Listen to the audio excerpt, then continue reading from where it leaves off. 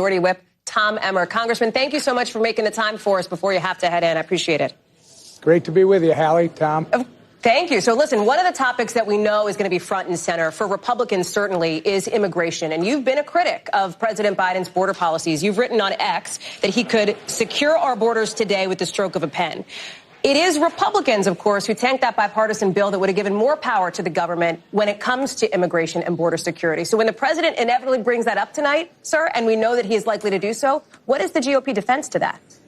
Well, the first thing I need to tell you is that the president has signed 64 executive orders since he took office, Sally, and those 64 executive orders have effectively undone the work that the previous administration did to seal the border. As a result, you've had 8.7 million illegals come across our borders in just the last 3 years, and with gotaways, that number's even higher. When you talk about the bill that was in the Senate, I mean, let's talk about the fact that it couldn't even get cloture on the Senate floor. It didn't go anywhere. The House provided the Senate and the White House with, if you are not going to undo your 64 executive orders, if you're not going to do what you could do yesterday to fix our problem at the border, then there are five core things that Republicans suggested as early as last May.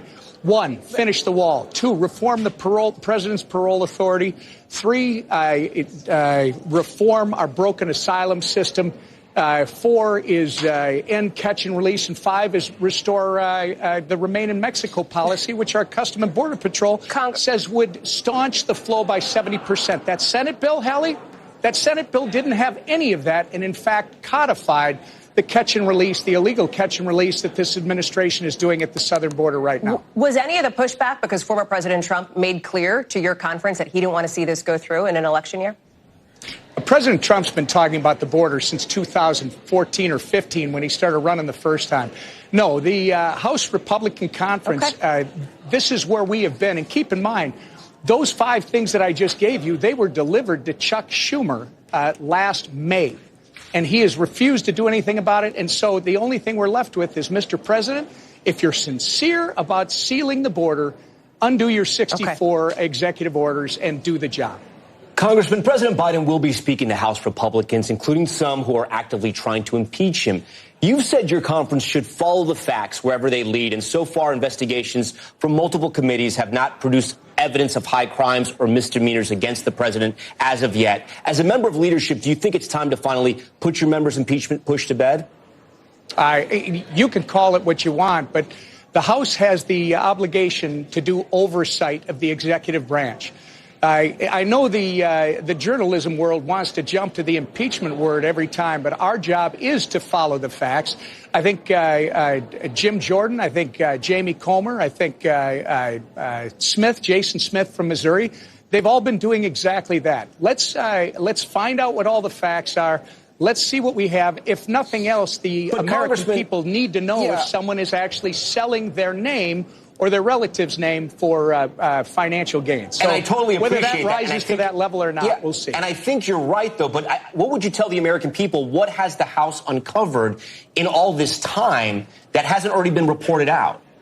Well, I think that's been widely reported. Bottom line is, I'm going to tell you again, Tom, it is our job to make sure we are doing the oversight of the executive branch and making sure that everything is transparent and out in the public. And I think our guys have been doing that very well.